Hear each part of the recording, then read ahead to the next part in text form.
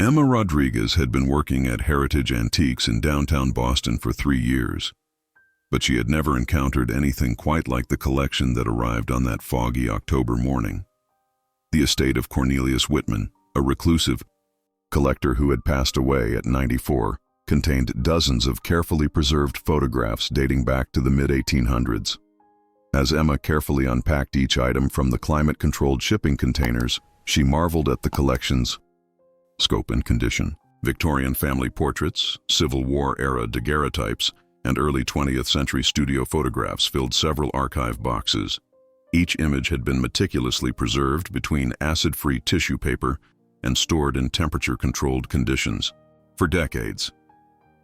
One photograph immediately caught her attention, a formal family portrait from 1908. The sepia-toned image showed a well-dressed family of 5 posed in what appeared to be a photographer's studio. The father stood behind a velvet chair, his hand resting on his wife's shoulder. 2 teenage boys flanked the group, wearing dark suits with high collars typical of the Edwardian era. But it was the little girl seated in the center who drew Emma's gaze. She appeared to be about 6 years old, wearing a white dress with elaborate lace trim and tiny pearl buttons. Her dark hair was styled in perfect ringlets, held back with a large satin bow. Unlike the serious expressions worn by the rest of her family, the child displayed a radiant smile that seemed to illuminate the entire photograph. Emma held the photograph up to the light, noting the exceptional clarity and professional quality of the image. Something about the little girl's expression seemed remarkably modern and natural for such a formal Victorian-era portrait. Her curiosity piqued. Emma reached for the shop's magnifying glass to examine the photograph more closely. Under magnification, the little girl's face became even more captivating. Her smile was genuine and unguarded, displaying a joy that transcended the century-old photograph. But as Emma focused the magnifying glass on the child's eyes, she noticed something that made her breath catch in her throat. The little girl's eyes appeared to contain reflections that shouldn't have been possible in a 1908 studio photograph.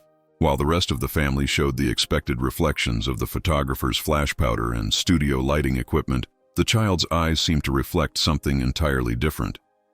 Emma blinked and adjusted the magnifying glass, wondering if the afternoon light streaming through the shop windows was creating optical illusions. But when she looked again, the strange reflections remained clearly visible in the little girl's dark brown eyes. Instead of the expected studio environment, her eyes seemed to reflect modern objects, shapes that resembled contemporary buildings with glass facades and what looked like electric streetlights. The detail was impossibly sharp and clear, as if someone had somehow inserted a modern photograph into the child's pupils. Emma had handled hundreds of antique photographs during her career, and she knew that such precise reflections were technically impossible to achieve with 1908 photographic equipment and techniques. She set down the magnifying glass and rubbed her temples, wondering if fatigue was affecting her perception. Antique photographs could sometimes create visual tricks, especially when examined under artificial lighting. The emulsion on century-old photographs often degraded in ways that could produce unusual patterns or apparent images. But when Emma looked at the photograph again with fresh eyes, the impossible reflections in the little girl's pupils remained as clear and disturbing as before. Whatever was captured in those eyes defied everything she understood about historical photography and the technological limitations of the early 1900s. Unable to shake her fascination with the mysterious photograph, Emma decided to seek professional analysis. She contacted Dr. Sarah Mitchell, a photography expert at the Boston Museum of Fine Arts, who specialized in 19th and early 20th century imaging techniques. Dr. Mitchell had authenticated numerous historical photographs for museums and private collectors, and her expertise would be invaluable. Dr. Mitchell arrived at Heritage Antiques the following morning, bringing with her a portable analysis kit containing specialized equipment for examining vintage photographs. She was a woman in her 50s with silver-streaked hair and an intense focus that Emma had always found both intimidating and reassuring. "Let's begin with basic authentication procedures," Dr. Mitchell said, carefully positioning the photograph under her portable microscope. "The paper stock appears consistent with 1908 American manufacturing techniques. The albumin coating shows appropriate aging patterns for a photograph of this vintage. She moved methodically through her analysis, checking the chemical composition of the photographic emulsion using spectral analysis equipment. Silver halide crystals display the expected degradation patterns for gelatin dry plates used in professional studios during the early 1900s. The lighting and shadow patterns are consistent with period flash powder techniques. When Dr. Mitchell focused specifically on the little girl's face, Emma watched nervously, wondering if the expert would notice the same impossible details that had captured her attention.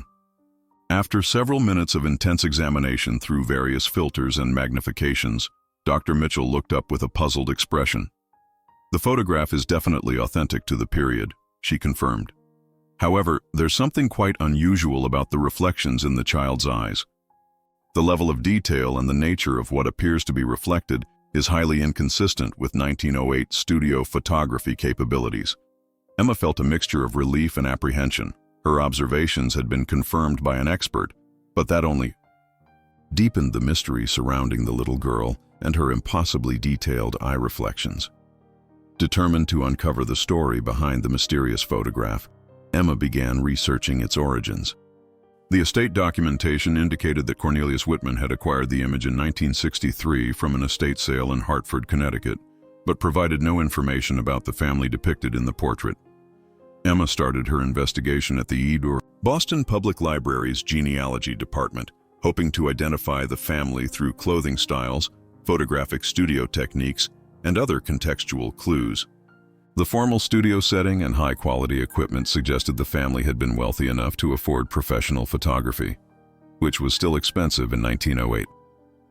Her breakthrough came when she noticed a small embossed mark in the bottom right corner of the photograph, the studio stamp of J. Morrison Photography, Hartford, Conn.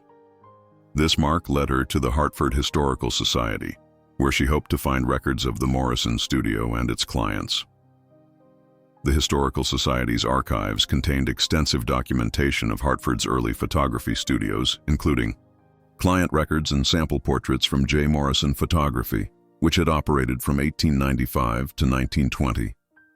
The studio had served Hartford's most prominent families, creating formal portraits for wealthy industrialists, politicians, and social leaders.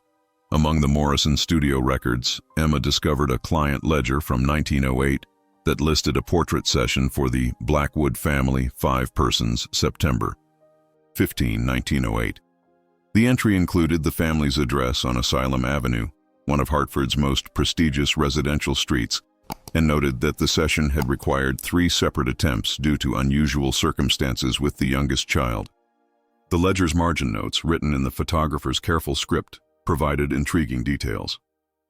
Child displayed unusual behavior during photography, appeared to be looking at objects not present in studio, required multiple exposures to capture acceptable image. Final result shows remarkable clarity in subject's eyes, unlike any previous work. This discovery confirmed that Emma had identified the correct family and that the photographer himself had noticed something unusual about the little girl during the 1908 session. Armed with the family name and address, Emma delved deeper into the Blackwood family history. Hartford City records revealed that William Blackwood had been a prominent textile manufacturer who owned several mills throughout Connecticut. His wife, Margaret, was active in Hartford society and served on the boards of several charitable organizations. The family had lived in an elaborate Victorian mansion on Asylum Avenue, employing a staff of 8 servants and maintaining one of Hartford's most impressive private gardens. Their 2 older sons, Thomas and James, had attended prestigious preparatory schools and were destined for Ivy League universities. But it was information about the youngest child that proved most intriguing. Emma discovered that the little girl in the photograph was named Alice Blackwood, born on March 12, 1902. Unlike her brothers, Alice's educational records showed a pattern of frequent changes between private tutors and specialized schools. Medical records from Hartford Hospital, obtained through the Historical Society's research privileges, revealed that Alice had been examined by several prominent physicians between 1908 and 1915. The medical notes described her as an exceptionally intelligent child who displayed unusual perceptual abilities and claims of seeing distant places and future events. Dr. Edmund Whitmore, one of Hartford's most respected physicians, had evaluated Alice in 1909 and noted, "The child demonstrates remarkable clarity when describing scenes and objects that are not present." Her descriptions are detailed and consistent, suggesting either an extraordinary imagination or some form of unusual sensory perception that current medical science cannot adequately explain. More remarkably, Alice's medical file contained detailed drawings she had made during her examinations, depicting tall buildings with glass walls, horseless carriages unlike any existing in 1908, and people wearing clothing styles that wouldn't become fashionable for decades. These drawings were dated and signed by the attending physicians, providing authenticated evidence of Alice's unusual visions. Emma's research into Alice Blackwood's medical records revealed an increasingly fascinating and troubling pattern. Between 1908 and 1912, Alice had been examined by 7 different physicians, each attempting to understand her unusual behavior and extraordinary claims about seeing places and events that didn't exist in her contemporary world. Dr. James Carmichael's 1910 evaluation provided the most detailed account of Alice's abilities. The child describes in vivid detail cities filled with towering buildings made entirely of glass and steel, reaching heights impossible with current construction techniques.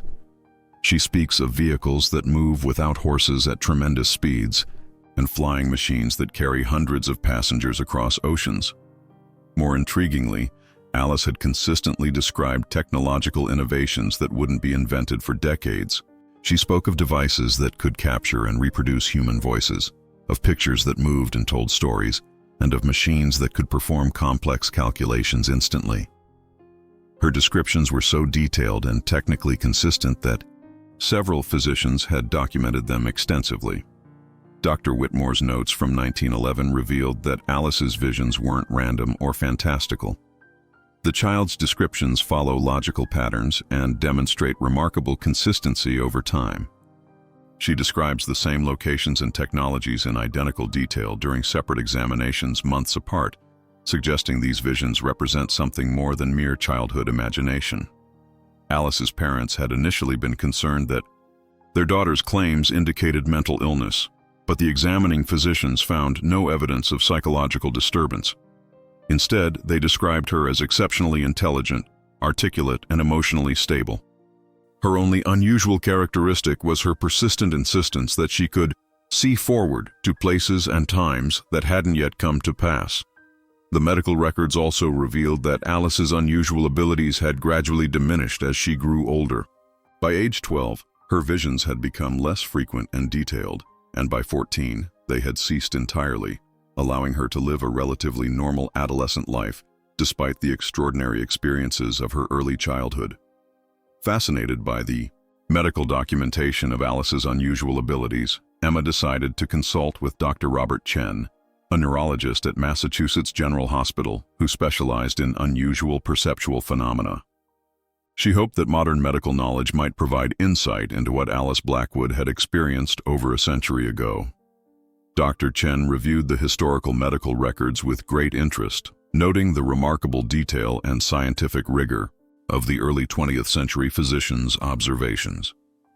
What's particularly intriguing is the consistency and specificity of the child's visions, he explained during their meeting. The descriptions suggest she was experiencing something more complex than typical childhood imagination or psychological symptoms. He pointed out that Alice's visions contained elements that were scientifically impossible for a 6-year-old to have invented in 1908. Her descriptions of skyscrapers with specific architectural features, television broadcasts, and jet aircraft demonstrate knowledge that simply didn't exist in her contemporary world. These weren't vague fantasies, but detailed, technically accurate predictions of future technologies. Dr. Chen suggested that Alice might have experienced a rare neurological condition that affected her temporal perception. There are documented cases of individuals with specific types of brain injuries or neurological anomalies who experience temporal displacement in their sensory processing. While extremely rare, such conditions can create vivid, detailed visions that appear to show future events. However, he emphasized that such phenomena were typically associated with trauma or identifiable neurological damage, neither of which appeared in Alice's medical records. What makes this case extraordinary is that Alice displayed no other symptoms of neurological dysfunction. She was described as intellectually gifted, emotionally stable, and socially well-adjusted despite her unusual visions. Dr. Chen's analysis provided a possible scientific framework for understanding Alice's experiences, but it also raised new questions about how such detailed future visions could have been reflected so clearly in the 1908 photograph. The mystery surrounding Alice Blackwood was becoming more complex rather than less so. Emma's investigation into Alice Blackwood's later life revealed a story of remarkable achievement and apparent normalcy following her extraordinary childhood. After her unusual visions ceased around age 14, Alice had attended Vassar College, graduating with honors in 1924 with a degree in literature and philosophy. She had married Robert Harrison, a Boston attorney, in 1926, and the couple had raised 3 children in a comfortable suburban home. Alice had become active in various charitable organizations and had written several articles for literary magazines, but there was no public record of her discussing her childhood experiences with temporal visions. However, Emma discovered that Alice had maintained detailed personal journals throughout her adult life, and these had been donated to the Schlesinger Library at Harvard University following her death in 1987. With the library's permission, Emma was able to examine these journals, which provided unprecedented insight into how Alice had processed and understood her childhood experiences. In a journal entry dated 1952, Alice had written, "I've spent my adult life trying to understand what happened to me as a child. The visions were as real to me as the world around me, perhaps more real. I saw cities that gleamed like jewels, heard music that came from thin air, and watched people soar through the sky in metal birds that defied imagination." More remarkably, Alice had documented instances where her childhood visions had proven remarkably accurate. "Today I saw my first television broadcast," she wrote in 1948. "The device was exactly as I had seen it 40 years ago, the same square screen, the same moving pictures accompanied by sound. I wept when I realized that what I had experienced as a child wasn't madness, but some inexplicable glimpse of the world that was coming." Alice's journals revealed that she had spent decades quietly documenting the accuracy of her childhood visions, creating a private record of how the future had unfolded exactly as she had seen it as a little girl. She had never publicly discussed these experiences, fearing that people would think her delusional or seeking attention. With Alice's personal account confirming the reality of her childhood visions, Emma returned to examine the 1908 photograph with new understanding. She arranged for the image to be analyzed using advanced digital enhancement techniques at Boston University's Digital Imaging Laboratory, hoping to uncover exactly what had been captured in Alice's eyes. The high-resolution digital scans revealed details that were invisible to the naked eye but clearly present in the original photograph. The reflections in Alice's pupils showed remarkably sharp images of what appeared to be a modern urban environment: tall glass buildings, electric streetlights, and even what looked like automobiles from the 1940s or 1950s.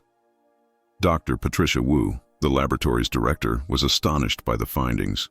"The level of detail captured in these reflections is extraordinary for any photograph from 1908, but it's particularly remarkable given the technological limitations of period equipment.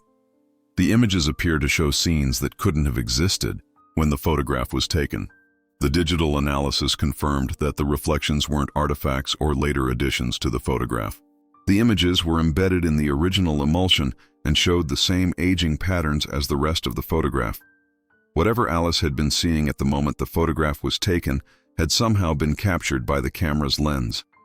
More amazingly, when Emma compared the reflected images to actual photographs of Hartford taken in the 1940s and 1950s, she found remarkable similarities.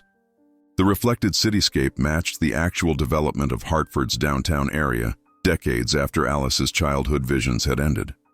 The photograph had captured not just Alice's image, but somehow had also recorded what she was seeing in her mind, a future version of her city that wouldn't exist for another 40 years. The scientific evidence confirmed what Alice's journals had documented. Her childhood visions had been accurate previews of the world to come, and the 1908 photograph had served as a window into that impossible future. Emma carefully returned the extraordinary photograph to its protective housing. But Alice Blackwood's story had fundamentally changed her understanding of the mysteries that historical artifacts could contain. What had begun as a routine estate evaluation had revealed one of the most remarkable cases of documented precognitive ability in American history.